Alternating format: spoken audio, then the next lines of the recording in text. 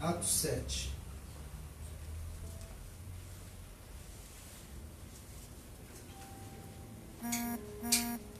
Eu quero que você entenda que é uma coisa que eu tenho aprendido a entender. As circunstâncias, elas não podem mudar o seu propósito. As circunstâncias não podem mudar o seu propósito. Porém, o propósito é capaz de mudar as circunstâncias. Quer ver? Tem um texto.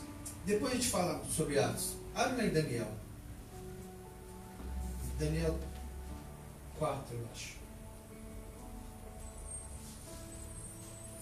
Daniel 4. Cadê Daniel?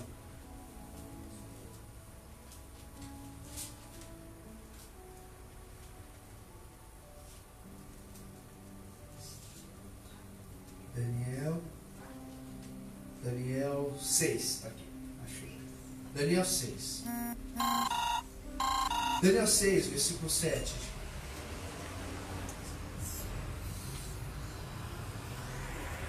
Olha só que história tremenda.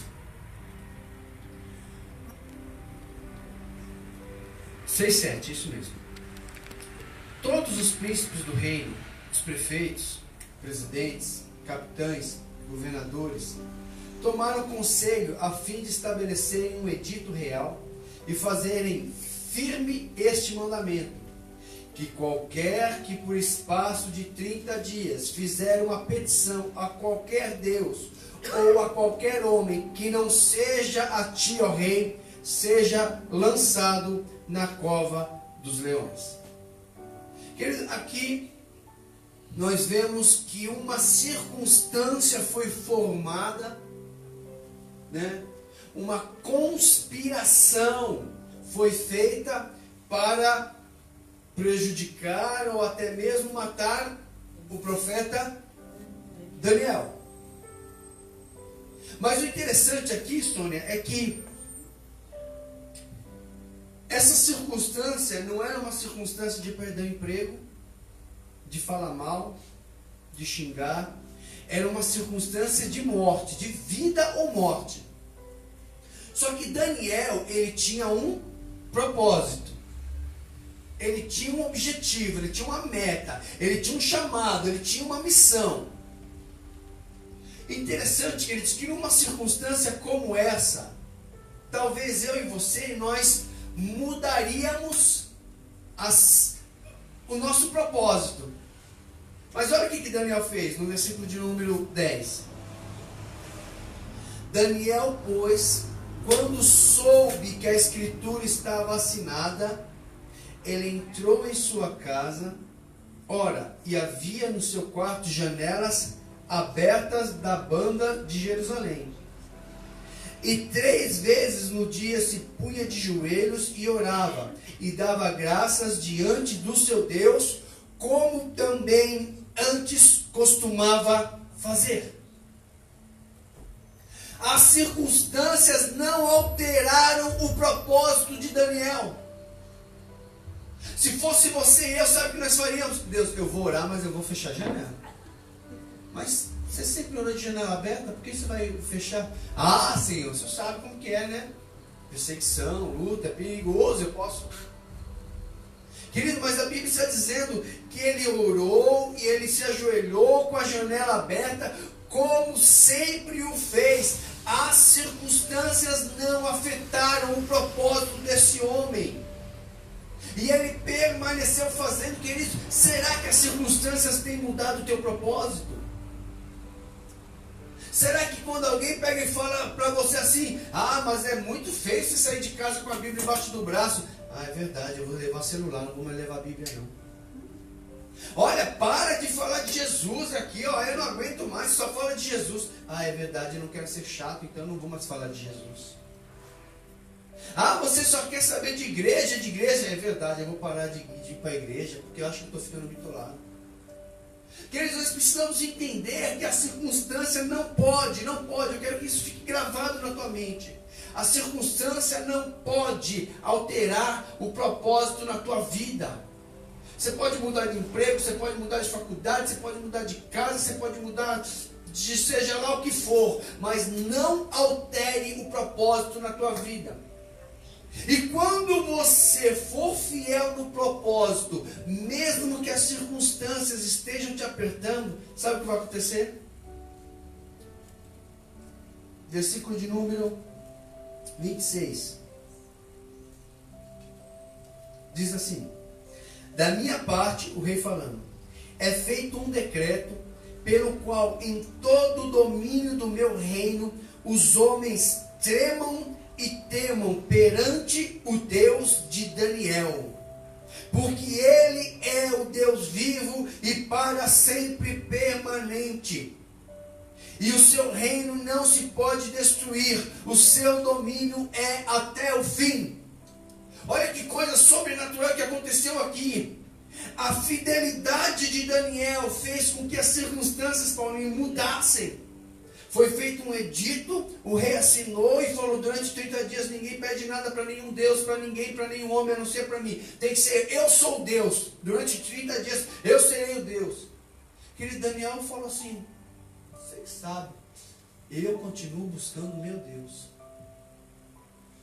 Muitas vezes, queridos, quando as circunstâncias apertam, você muda, parece que a tua fé é abalada.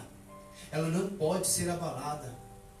Muitas vezes, queridos, você vive pelo que você vê. Ah, mas é que fulano está com dor de barriga, eu creio que se eu orar ele é curado. Mas fulano com câncer, eu já não creio mais. Você não vive, tem um cântico muito antigo que diz assim: não olho circunstância, não, eu olho o seu amor, eu não me guio por vista, alegre vou. Amém? Amém. Atos 7.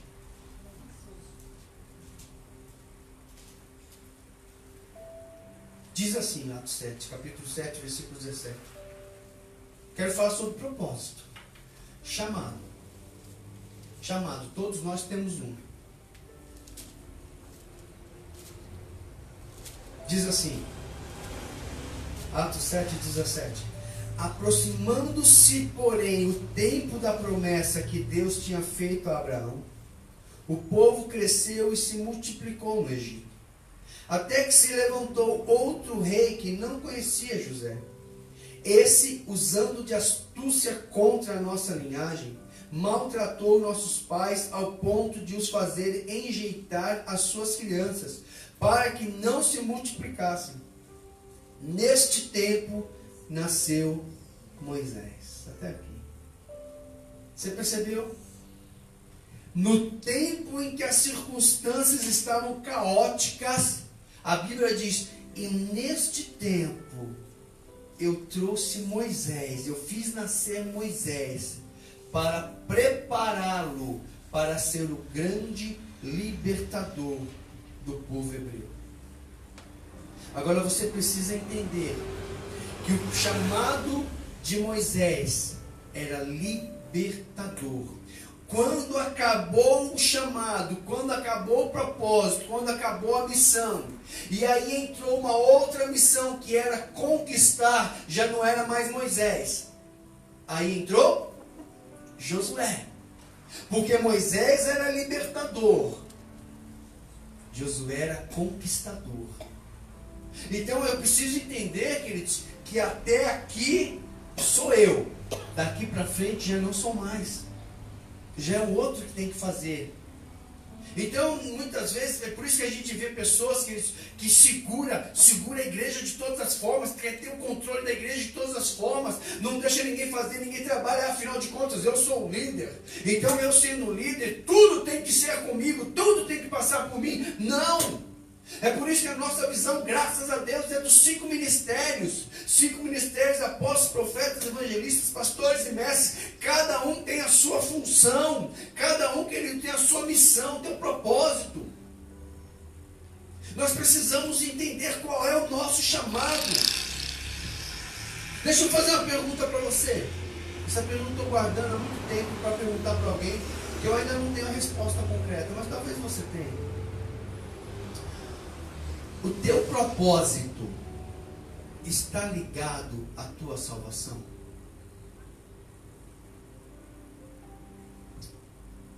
Vou esmiuçar a pergunta. Se você cumprir o seu propósito, você é salvo? Se você não cumprir o seu propósito, você deixa de ser salvo? Quem arrisca? Pastor, porque na peça fala assim, mostra as tuas mãos, o que fizeste para minha obra? Então significa que se não cumprir o propósito, não é salvo. E se cumprir o propósito, é automaticamente salvo? Não? Não? O que você acha, Geraldo? Não é o propósito que salva. Tem que cumprir o nosso propósito, mas não. A salvação não vem. A salvação não está vinculada ao propósito. Então eu posso não cumprir o propósito e ser salvo.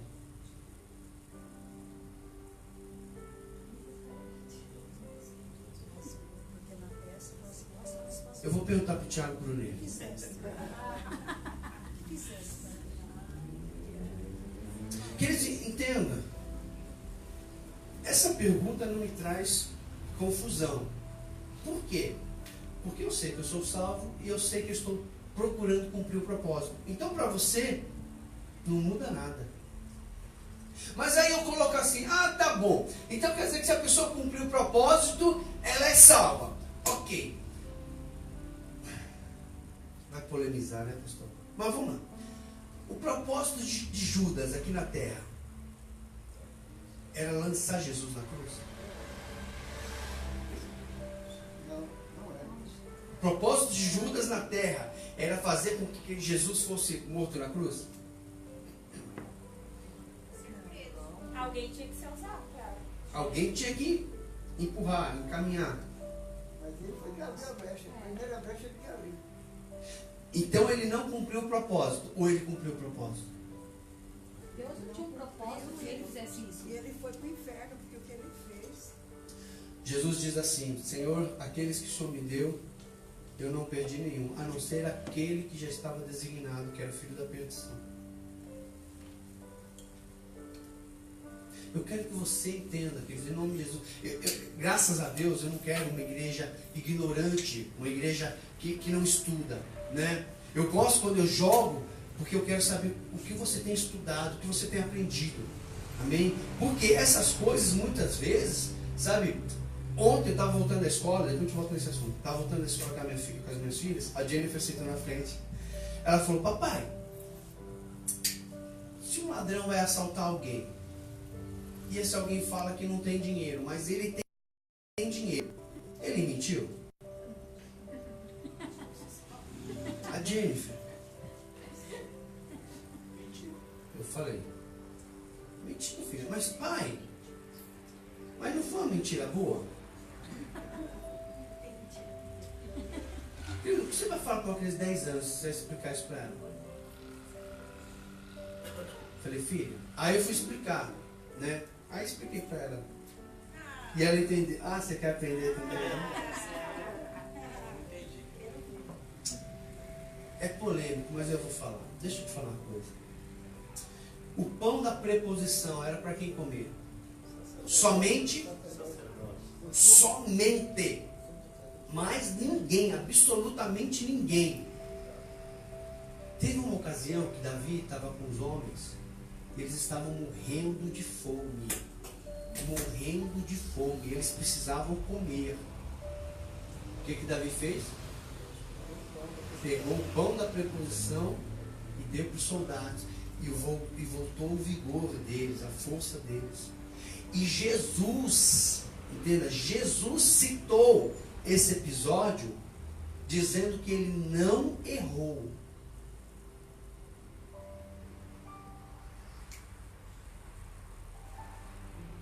Um outro exemplo prático agora. Andar na contramão é pecado?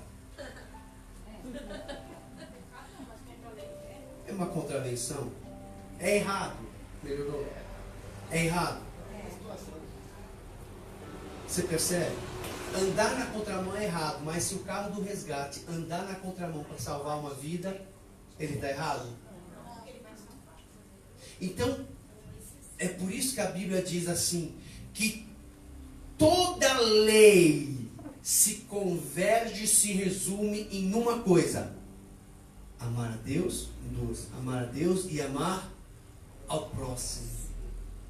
Então, queridos, toda lei, todo tipo de regra, de mandamento, de pecado, tudo vai realmente ser anulado quando eu estiver diante do amor para com alguém. Me fiz entender? Mais ou menos?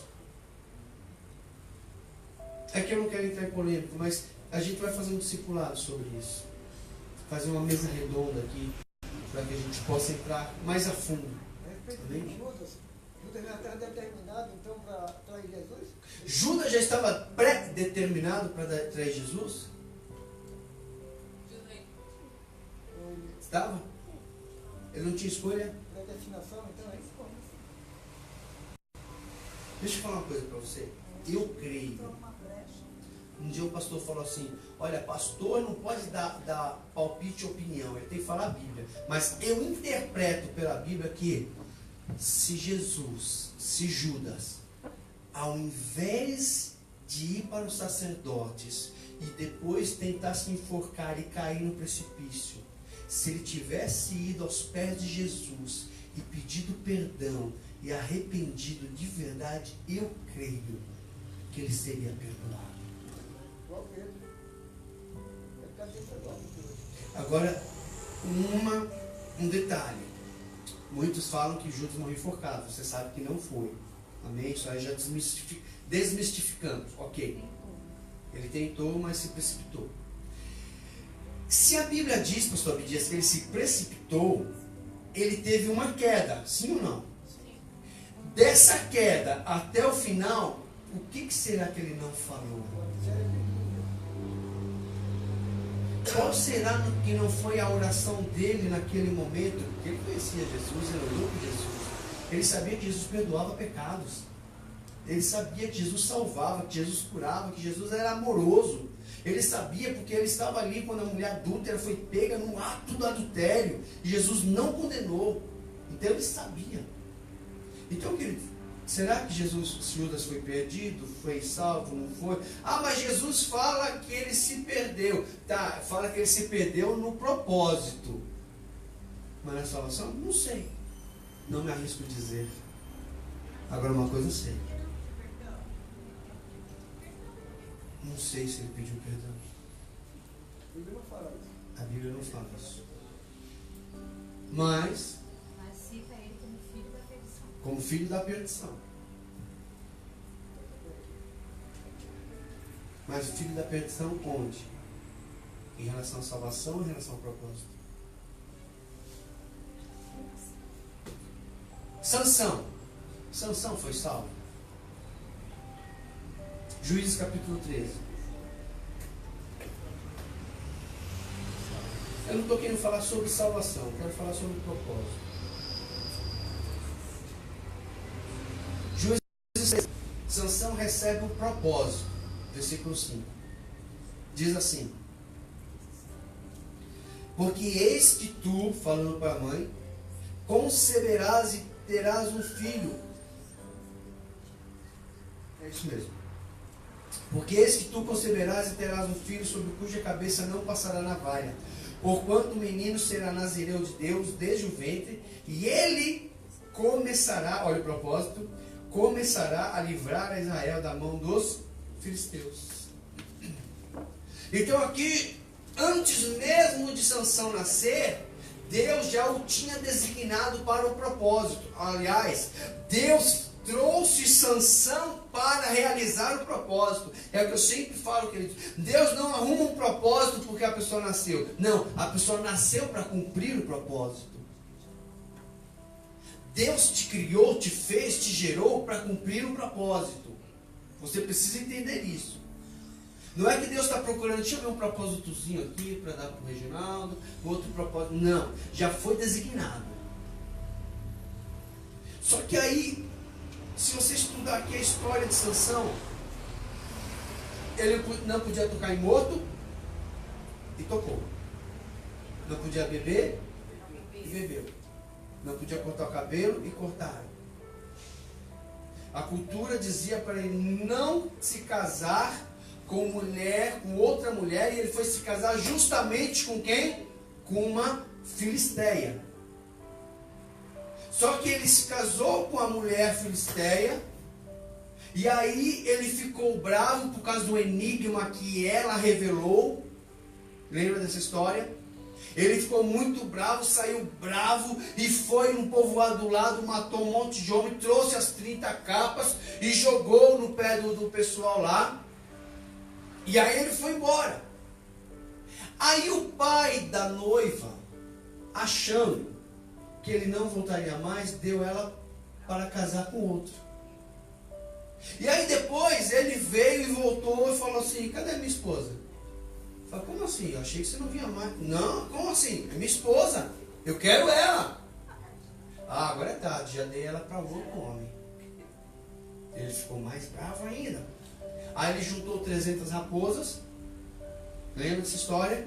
Amarrou ali umas tochas de fogo na cauda, não sei como ali, amarrou e soltou e queimou toda a plantação do povo. Então, queridos, a vida de Sansão foi uma vida complicada, conturbada.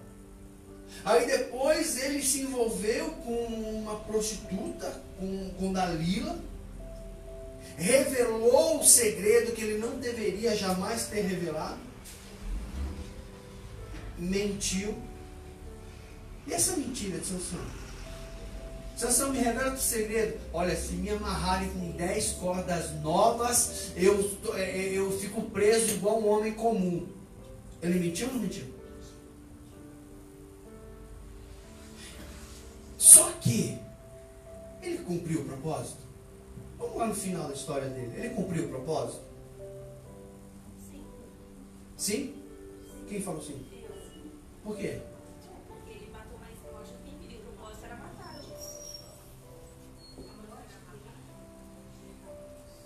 O propósito era ele matar os filisteus. E ele o fez. Diz a Bíblia que ele matou pelo menos 3.000 filisteus. Matou mais na sua morte do que na sua vida. Então ele cumpriu o propósito.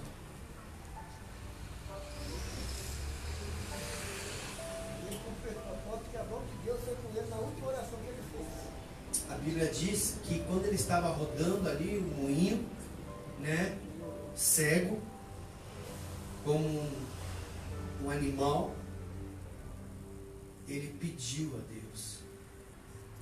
E a Bíblia diz assim: o seu cabelo voltou a crescer. Ou seja, é Deus falando assim: eu estou contigo de novo.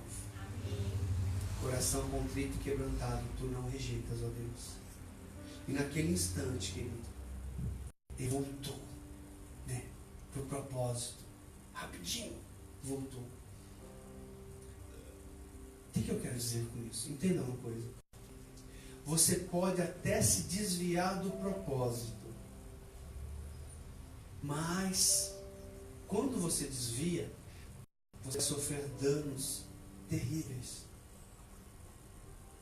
Ah, mas então quer dizer que ele aproveitou a vida, aproveitou e no final ele foi salvo? Quer saber pelo que ele passou?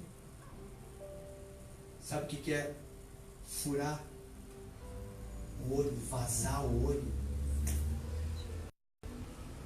Eu estava conversando com um cabo ontem, há 10 dias atrás. Ela estava indo na casa dela, aqui da segunda companhia, da Vila Maria. Ela, sabe esses pentes com a ponta fina? Pente com a pontinha fina. Ela pegou um pente desse e foi coçar o ouvido. Estava lá na frente do espelho, ela me contando ontem. Foi coçar. Aí a filha dela chamou. A parede aqui, o espelho aqui. Ela pegou e virou. Quando virou, o pente entrou, furou, vazou o tímpano dela. Começou a sangrar. Você pode imaginar a dor que ela sentia naquela hora?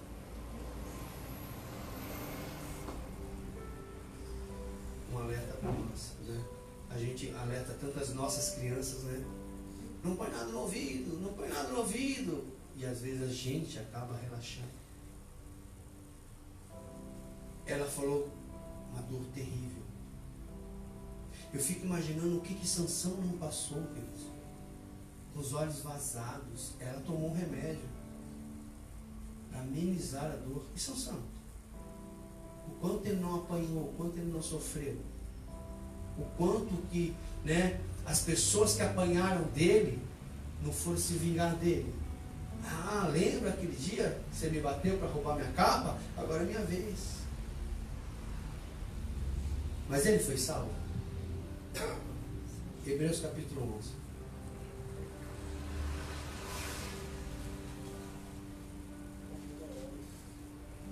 Versículo 6.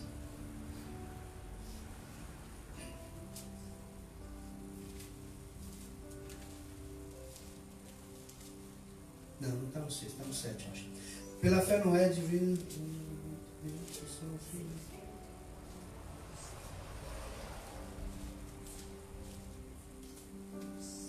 Ele está aqui nos Heróis da Fé. Me ajuda a achar aí.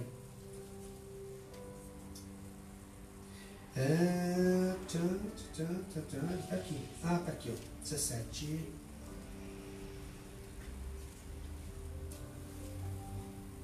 Acharam?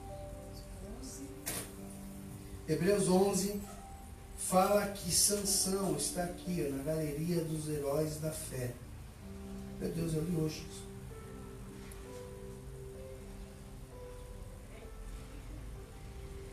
Moisés, pela fé, eu vou achar. Aqui, 32, é isso?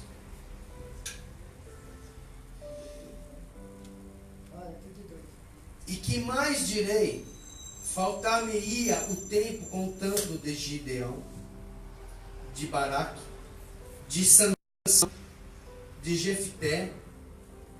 Jefté foi salvo. Lembra de Jefté? Deu a filha para o sacrifício. De Davi, de Samuel, dos profetas. Querido, Sansão entrou aqui na galeria. Ele entrou no mesmo patamar de Samuel e de Davi. Você percebeu? No mesmo patamar. Então eu quero que você entenda uma coisa.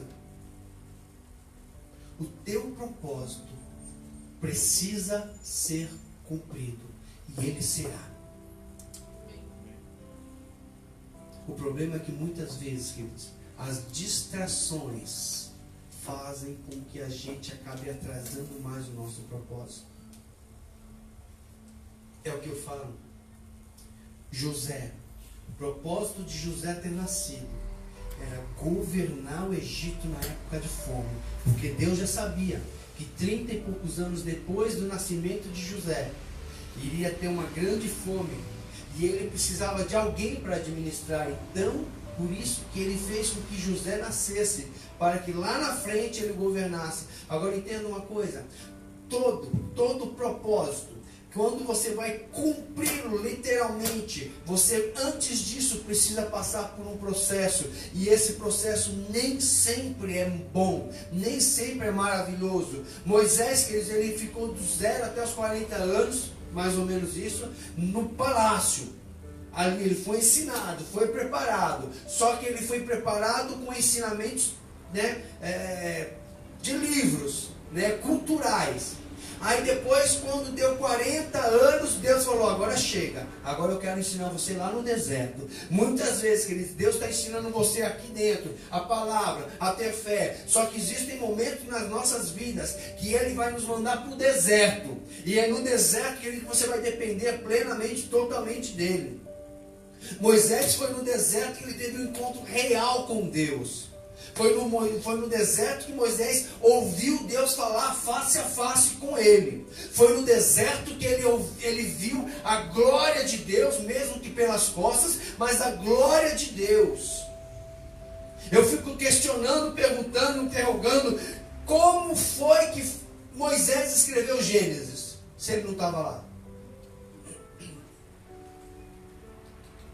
No princípio criou Deus o céu e a terra era sem forma e vazia. E papapá. Como que Moisés, querido, soube de tudo isso? Foi no deserto. Foi no deserto. Que Deus começou a falar. Eu creio que Deus falava assim, senta aí, Moisés, anota aí. Escreve assim, ó. No princípio criou Deus os céus e a terra. Peraí, Deus, devagar. E a terra era sem forma e vazia. E aí, olha, no primeiro dia eu criei isso. No segundo isso. Deus, devagar que eu estou anotando. Eu creio que foi isso, cara. Ele ficou 40 anos lá. Mas cumpriu o propósito. E Deus o recolheu para si, quando encerrou o propósito. Na idade de 120 anos. Sabe com quantos anos Paulo morreu? Você já teve curiosidade de saber? Procurar saber? Qual é o versículo-chave da morte dele? Quando ele está morrendo, ele diz o quê? Combati o bom combate, encerrei a carreira e guardei a fé. Sabe por quantos anos ele morreu? 64 anos. 64 anos. Um menino.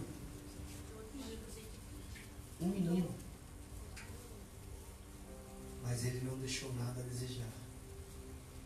Depois que ele se converteu, ele entendeu o propósito dele. Chegou um momento que ele tinha que ir numa cidade, não sei se era Jerusalém, não lembro. E aí o pessoal se reuniu e falou assim, olha, aí alguém tirou o cinto dele e amarrou os braços dele e falou assim, olha, assim como você está amarrado aqui, você será amarrado lá. É melhor você não ir. Mas ele sabia o propósito de Deus na vida dele. E ele foi o quê? Ele foi. Na casa de Filipe. Cesareia. Então, queridos, nós precisamos entender isso. Sabe? Ele foi porque ele sabia o propósito. Quando você sabe o seu propósito, as suas decisões se tornam muito mais fáceis de entender. Você queria entender uma coisa, sabe? Quando você sabe o propósito, você vai saber que tipo de emprego você pode aceitar ou não aceitar. Quando você sabe o propósito, você sabe se você pode investir o seu dinheiro num carro agora, ou se você deve guardar, ou você pode comprar roupa. Você sabe quando chegam as propostas para você, você sabe identificar, vai contribuir com o meu propósito? Se vai contribuir, eu aceito. Se não vai, eu já descarto. Então você precisa entender por que Deus te chamou, por que há 20, 30, 40, 50 anos atrás você nasceu. Por que Deus fez você nascer em 1970 é alguma coisa? Ou 80 é alguma coisa? Ou 90 é alguma coisa? Você precisa entender por que nós estamos aqui nessa geração, nessa época. Deus permitiu que nós estivéssemos aqui no século 21, em 2018, para algo, para um propósito. Nós precisamos entender o porquê. Só que hoje as pessoas elas estão se esquivando do propósito, estão se esquivando do chamado. As pessoas estão vivendo cada dia mais isoladas. Eu não sei se você já percebeu isso. Foi feita uma pesquisa. De 2010 para cá, mas 2015, né, que começou a crise, a única área que não foi afetada e que cresceu estrondamente, não sei se existe palavra, estrondosamente, foi os pet shoppings. Cresceu astronomicamente. Sabe por quê? Porque cachorro, gato é mais fácil de cuidar do que gente. As pessoas, elas deixaram de ter filhos para ter cachorro ou gato. É fato, pesquisa. Sabe uma outra pesquisa que eu fiquei assustado? a maioria, 70%, a maioria, né, mais que a maioria, ou a maioria, das pessoas com distúrbios mentais estão dentro da igreja evangélica. Falou muito comigo essa passagem. Porque ele tem muito maluco na igreja. Tem. Olha para a pessoa que está do seu lado. Não é não, né? Graças a Deus. Graças a Deus, você não é. Mas é fato. Entenda, existem vários pontos. Uma, a pessoa tem problema de distúrbios mentais lá fora, ela vai buscar a igreja. Ela vem para a igreja. Se ela não tem, ela entra. E ela, pela expectativa dela querer algo, ou achar que tem que ser do jeito que ela quer, e aquela ansiedade, a ansiedade afeta, querido, a mente dela. Existe muito maluco evangélico. Fala, Deus. Mas Paulo já dizia isso, né? O que Paulo dizia? Que nós somos loucos para o mundo. Louco. Então tem pesquisas, queridos, que eu falo, meu Deus do céu, mas como assim? A Bíblia diz que até o louco acertará um caminho. Uau! Fechou, então. Não, agora encerrei a palavra. Fechei a Bíblia. Até os loucos acertarão caminho. Então, querido, a Bíblia diz assim. Eu estava questionando um pouquinho, eu gosto de me questionar, me cobro muito. E eu falei, Deus, me ajuda a entender. Propósito e salvação. Se eu não cumprir o propósito, eu não sou salvo. Se eu cumprir o propósito, eu sou automaticamente salvo. Eu me ajudo a entender. E eu vou falar, as pessoas acham que eu sou meio maluco. Deus falou comigo. Deus já falou com você? Amém. Já? Salmo de número 27 diz: a voz do Senhor é poderosa. Mas a voz do Senhor muitas vezes é sutil, é macia, é calma. E Deus falou comigo assim: sabe esse corredor da igreja? Eu falei, sei. O corredor é o propósito. A porta é a salvação. A chave para abrir a porta é a fé. Para que você possa chegar na salvação, você tem que ter fé. Para que você possa chegar lá na fé, na salvação, você tem que caminhar em cima do propósito. Porque não existe propósito que não te leva à salvação. A questão é que o propósito, ele não quer salvar só você. Pegou? O propósito quer salvar muito mais pessoas. Qual o propósito de Moisés? Libertar o povo. Qual o propósito de Sansão? Libertar o povo. Qual o propósito de José do Egito? Dar pão, comida, alimento para o povo. Qual o propósito de Jesus aqui na terra? Trazer realmente salvação, ensino, sabe? Fazer-nos entender que somos filhos. Qual o propósito dos discípulos? Expandir o evangelho. Tudo isso para quê? Para que recebam a salvação. Então nós precisamos entender, queridos, que o meu propósito me leva à salvação. Então, se eu não tenho propósito, eu não sei para onde caminhar. E eu sou arriscado a caminhar para qualquer caminho. Ou para o segundo caminho. A Bíblia diz que só existem dois caminhos.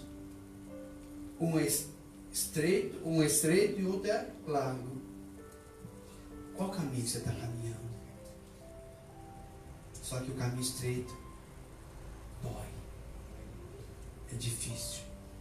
Preguei aqui domingo. A via dolorosa era um caminho estreito. Mas Jesus cumpriu. E chegou no propósito. Sabe por que Jesus ele não se deixou ser chamado de bom? Lembra quando chegou o jovem rico e falou assim: bom mestre. Aí Jesus fala assim: bom? Por que me chamas de bom? Bom é só um, que é Deus. Sabe por quê? Porque na cultura judia, na cultura do judeu, bom só era aquele que terminava uma missão. Quando a pessoa terminava algo, um propósito, uma missão, um trabalho, ele era considerado bom. Deus cumpriu o propósito dele, sim ou não? Então ele era considerado bom. Jesus tinha cumprido o propósito dele naquela ocasião? Ainda não. Então, queridos, eu quero que você seja chamado de bom. É por isso que lá no final ele diz o quê? Bom e fiel servo. Você cumpriu o propósito. Você cumpriu o propósito. Eu quero declarar em nome de Jesus, queridos, que esse propósito que Deus colocou você vai cumprir. E você vai chegar lá. E quando você chegar lá, Ele vai falar: bom e fiel servo, sobre o pouco fostes fiel, sobre o muito te colocarei. Entra no gozo do teu Senhor. Que Deus abençoe sua vida. Que Deus possa fazer você entender qual é o teu propósito, qual é o teu chamado, qual é a tua missão aqui nessa terra. Em nome de Jesus. Feche seus olhos. Pai,